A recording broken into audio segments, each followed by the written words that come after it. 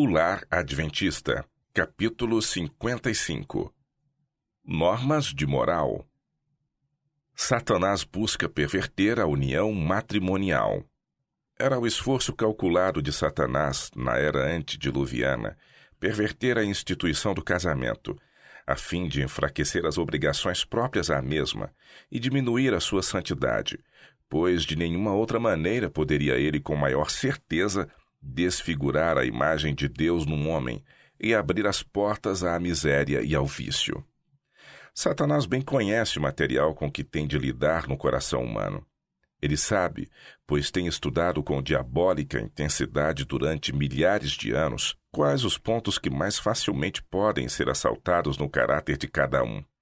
E durante gerações sucessivas tem ele operado a fim de subverter os homens mais fortes, os príncipes de Israel, pelas mesmas tentações que tiveram tanto êxito em Baal-Peor. O decurso de todos os séculos acha-se juncado de naufrágios de caracteres que deram de encontro aos recifes da condescendência sensual. Tragédia em Israel. O crime que atraiu os juízos de Deus sobre Israel foi a licenciosidade. A ousadia de mulheres para enredar as almas não terminou em Baal-Peor. Apesar do castigo que alcançou os pecadores em Israel, o mesmo crime foi repetido muitas vezes. Satanás foi sobremodo ativo para conseguir a completa ruína de Israel. As práticas licenciosas dos hebreus conseguiram destes o que todas as guerras com as nações e os encantamentos de Balaão não puderam. Ficaram separados do seu Deus. Seu amparo e proteção foram removidos. Deus se lhes tornou inimigo. Tão grande foi o número de príncipes do povo culpado de licenciosidade, que isto se tornou um pecado nacional, pois Deus se irou com toda a congregação. A história há de repetir-se. Próximo ao fim da história da Terra, Satanás atuará com todo o seu poder da mesma maneira e com as mesmas tentações com que tentou o antigo Israel, justo antes de entrarem na Terra Prometida. Ele armará laços para os que declaram guardar os mandamentos de Deus e que estão quase nos limites da Canaã celestial. Ele utilizará ao máximo as suas faculdades a fim de enredar as almas e apanhar o povo de Deus em seus pontos mais fracos. Os que não têm colocado as paixões subalternas em sujeição às faculdades mais altas do ser, que têm permitido seja sua mente um canal de condescendências carnais das paixões mais baixas, a estes Satanás está determinado a destruir com suas tentações, a poluir-lhes a alma com licenciosidade. Ele não visa especialmente alvos mais baixos e menos importantes, mas faz uso de seus enganos por meio daqueles a quem pode contar como seus instrumentos para seduzir ou atrair os homens, para que se entreguem a liberdades que são condenadas na lei de Deus. E homens em posições de responsabilidade, que ensinam os reclamos da lei de Deus, cuja boca está cheia de argumentos em vindicação da lei de Deus, e sobre os quais Satanás tem feito tal incursão, sobre estes ele acumula suas diabólicas faculdades e seus instrumentos para que operem de molde a vencê-los em seus pontos fracos de caráter, sabendo que quem transgride um ponto se torna culpado de todos, obtendo assim completo domínio sobre o homem todo. A mente, a alma, o corpo e a consciência são envolvidos na ruína. Se ele é um mensageiro da justiça e tem recebido grande luz, ou se o Senhor o tem usado como obreiro especial na causa da verdade, quão grande então é o triunfo de Satanás! Como ele exulta! Como Deus é desonrado! Predomínio da imoralidade hoje. Foi-me apresentado o terrível quadro da condição do mundo. A iniquidade alastra-se por toda parte. A licenciosidade é o pecado especial desta época. Jamais ergueu o vício a cabeça disforme com tal ousadia como o faz agora. O povo parece estar entorpecido, e os amantes da virtude e da verdadeira piedade acham-se quase desanimados por sua ousadia, força e predominância. A abundante iniquidade não se limita apenas aos incrédulos e zombadores. Quem dera que assim fosse, mas não é. Muitos homens e mulheres que professam a religião de Cristo são culpados. Mesmo alguns que professam estar esperando seu aparecimento não estão mais preparados para esse acontecimento do que o próprio Satanás. Não se estão purificando de toda poluição. Têm, por tanto tempo, servido à sua concupiscência que lhes é natural pensar impuramente e ter corruptas imaginações. É tão impossível fazer com que sua mente demore nas coisas puras e santas, como seria desviar o curso do Niágara e fazer com que suas águas jorrassem para cima. Todo cristão devia aprender a conter suas paixões e a deixar-se controlar pelo princípio. A menos que faça isto, é indigno do nome de cristão. O sentimentalismo doentio prevalece. Homens casados recebem a atenção de mulheres casadas ou solteiras, e as mulheres parecem enfeitiçadas e perdem a razão e o discernimento espiritual e o bom senso. Fazem precisamente o que a palavra de Deus condena, justamente o que os testemunhos do Espírito de Deus desaprovam. Advertências e reprovações estão perante eles em linhas claras, e contudo seguem o mesmo caminho que outros trilharam antes deles. É como se estivessem empenhados numa apaixonante partida de jogo. Satanás leva-os a se arruinarem, a pôr em perigo a causa de Deus, a crucificarem de novo o Filho de Deus e a expô-lo a franco vexame. Ignorância, amor aos prazeres e hábitos pecaminosos corruptores da alma, do corpo e do espírito enchem o mundo de lepra moral. Mortífera malária moral está destruindo milhares e dezenas de milhares. Que se fará para salvar nossa juventude? Pouco podemos fazer, mas Deus vive e reina, e Ele pode fazer muito. Um contraste com o mundo. As liberdades deste século de corrupção não devem ser tomadas como critério para os seguidores de Cristo. Estas exibições comuns de familiaridade não devem existir entre cristãos que se estão preparando para a imortalidade. Se a lascívia, a impureza, o adultério, o crime e o assassínio constituem a ordem do dia entre os que não conhecem a verdade e que recusam ser regidos pelos princípios da palavra de Deus, quão importante é que a classe dos que professam ser seguidores de Cristo, intimamente ligados a Deus e aos anjos, indique-lhes um caminho melhor e mais nobre. Quão importante que, por sua pureza e virtude, permaneçam eles em acentuado contraste com aquela classe que é controlada pelas paixões sensuais. Risco e perigo crescentes. Neste degenerado século, muitos se encontrarão tão cegados para a malignidade do pecado que escolherão uma vida licenciosa, visto que ela satisfaz a natural e perversa inclinação do coração. Em vez de olhar ao espelho da lei de Deus e pôr o coração e o caráter à altura da norma divina, eles permitem que instrumentos de Satanás ponham a sua norma em seu coração. Homens corruptos consideram mais fácil interpretar mal as Escrituras para sustentá-los em sua iniquidade do que abandonar sua corrupção e pecado e tornarem-se puros de coração e vida. Há mais homens desta espécie do que muitos imaginam, e mais se multiplicarão com a aproximação do fim do tempo. Quando o enfeitiçante poder de Satanás domina uma pessoa, Deus é esquecido e exalta-se o homem cheio de propósitos corruptos. A licenciosidade secreta é praticada por essas almas iludidas como uma virtude. É esta uma espécie de feitiçaria. Há sempre um enfeitiçante poder nas heresias e na licenciosidade. A mente é tão iludida que não pode arrazoar inteligentemente, e uma ilusão a está continuamente desviando da pureza.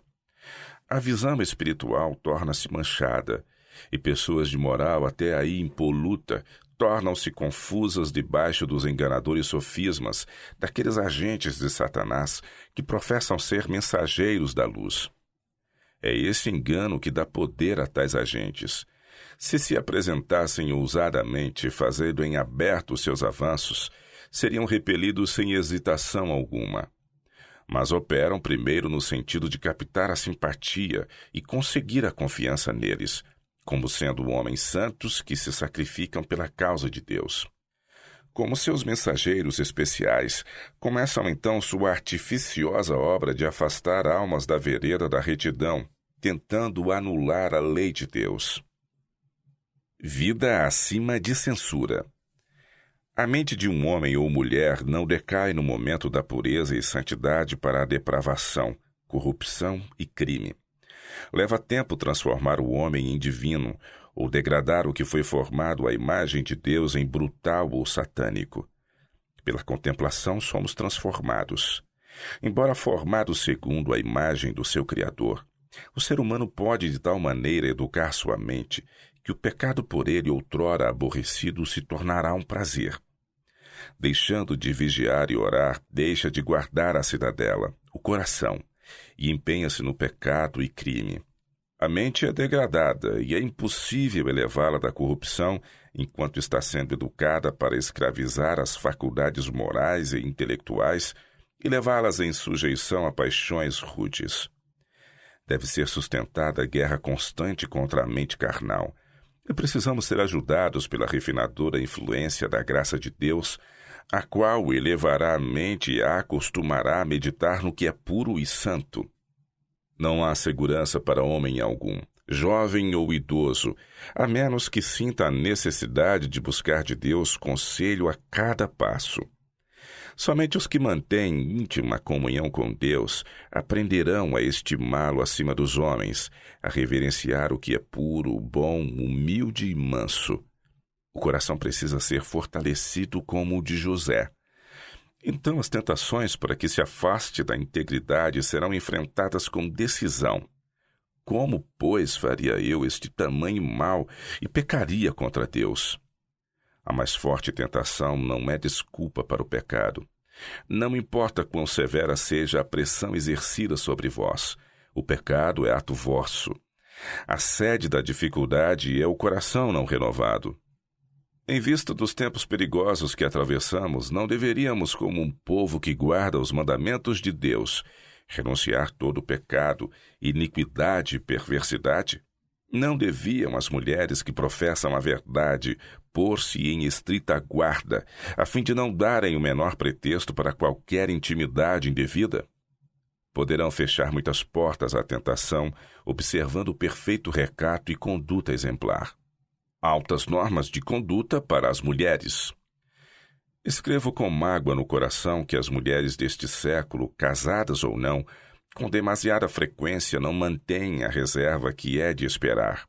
São provocativas, chamam a atenção de homens casados e solteiros, e os que possuem faculdades morais debilitadas são enredados. Essas coisas, se permitidas, enfraquecem o senso moral e cegam a mente, de maneira que o crime não parece pecaminoso.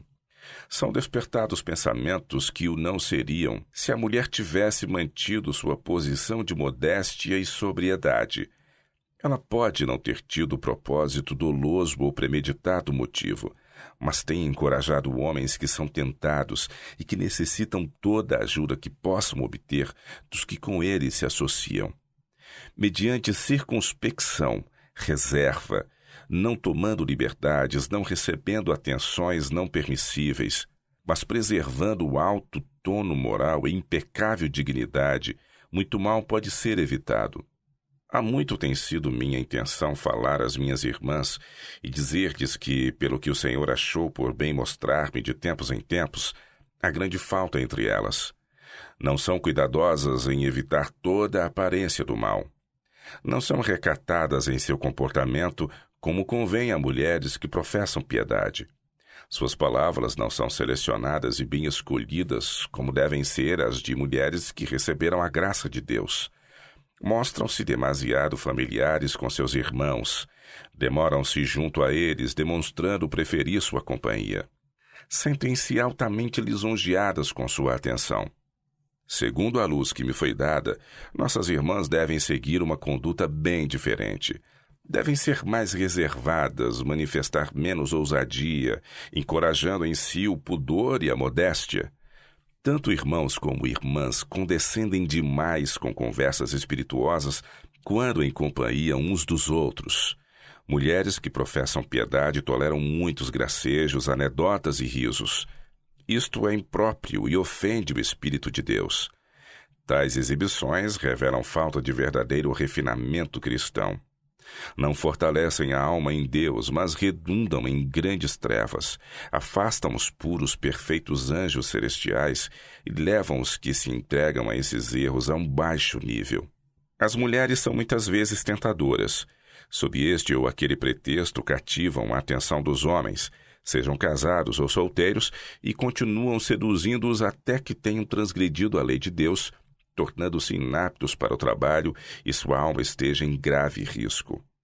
Se as mulheres quisessem corrigir sua conduta e tornar-se cooperadoras de Cristo, sua influência ofereceria menos perigo, mas com a sua real negligência quanto aos deveres domésticos e às exigências que Deus tem a seu respeito, sua influência se exerce com força em prejuízo da orientação legítima. Suas faculdades se atrofiam e sua obra não tem a aprovação divina. Há tantas senhoritas atrevidas e senhoras audazes e petulantes que têm a faculdade de insinuar-se, tornando-se notadas, pondo-se na companhia de jovens, cortejando atenções, convidando para flertes a homens solteiros e casados, que a menos que a vossa face esteja dirigida para Cristo, firme como um aço, sereis arrastados para a rede de Satanás. Como embaixadora de Cristo, admoesto-vos a vós que professais a verdade presente, a que reprimais prontamente qualquer familiaridade impura e abandoneis a sociedade dos que inspirem sugestões impuras. Aborrecei esses degradantes pecados com o mais intenso ódio. Fugi daqueles que, mesmo em conversação, levariam a mente nesse sentido, pois da abundância do seu coração fala a boca. Não deveis dar lugar nem por um momento a uma dissimulada sugestão impura, pois até isto mancharia a alma, assim como a água impura contamina o canal pelo qual flui. Uma mulher que permita uma palavra indecorosa ou má seja proferida em sua presença, não é o que Deus gostaria que fosse. Quem quer que permita uma familiaridade indevida ou sugestão impura, não está preservando sua santa feminilidade. Protegidas por um sagrado círculo de pureza. Nossas irmãs devem encorajar a verdadeira mansidão. Não devem ser ousadas, tagarelas, atrevidas, mas modestas e despretensiosas, cautelosas no falar. Devem cultivar a cortesia. Seria próprio e bem agradável a Deus serem bondosas, ternas, piedosas, perdoadoras e humildes. Se ocuparem esta posição, não serão objeto de indevida atenção de homens dentro ou fora da igreja. Todos sentirão que há um sagrado círculo de pureza em torno dessas mulheres tementes a Deus, que as abriga de qualquer liberdade não permissível. Há da parte de algumas mulheres que professam piedade, deplorável liberdade de maneiras que leva ao erro e ao mal. Mas mulheres piedosas cujo coração e mente se ocupam com temas que fortalecem a pureza de vida e que elevam a alma à comunhão com Deus, não serão facilmente desviadas do caminho da retidão e da virtude. Elas serão fortalecidas contra os enganos de Satanás, serão preparadas para resistir a seus artifícios sedutores. Apelo a vós, como seguidoras de Cristo, com exaltada profissão, a que acaricieis a gema de valor incalculável da modéstia. Isto protegerá a virtude. Controle dos pensamentos. Deveis dominar teus pensamentos. Não será isso tarefa fácil, não conseguirás sem assíduo e mesmo árduo esforço. No entanto, Deus exige isso de ti. É um dever que repousa sobre todo ser responsável. És responsável perante Deus pelos teus pensamentos. Se condescenderes com vãs imaginações, permitindo que a mente se demore em assuntos impuros, serás, em certo sentido, tão culpada perante Ele como se teus pensamentos fossem levados à ação. Tudo o que impede a ação é a falta de oportunidade. Sonhar e construir castelos dia e noite são hábitos maus e excessivamente perigosos. Uma vez estabelecidos, é quase impossível rompê-los e dirigir o pensamento para temas puros, santos e elevados. A advertência contra a lisonja. Fico penalizada quando vejo homens serem louvados, lisonjeados, adulados. Deus revelou-me o fato de que alguns que recebem essas atenções são indignos de tomar nos lábios o seu nome. No entanto, são exaltados até o céu da estima de seres finitos, que apenas leem o que está na aparência exterior. Minhas irmãs, jamais lisonjeeis ou aduleis pobres homens falíveis e sujeitos ao erro, sejam eles jovens ou adultos, casados ou solteiros. Não conheceis suas fraquezas, e não sabeis se essas mesmas atenções a esses profusos louvores não irão ser sua ruína. Sinto-me alarmada ante a imprevidência, a falta de sabedoria que muitos manifestam a este respeito. Homens que estão fazendo a obra de Deus em cujo coração Cristo habita, não rebaixarão as normas de moralidade, mas procurarão sempre elevá-las. Não encontrarão prazer na adulação de mulheres ou em ser por elas lisonjeados. Digam os homens casados ou solteiros: afaste-se, não darei a mínima ocasião de que se fale mal de meu caráter. Meu bom nome é capital de muito mais valor do que ouro ou prata.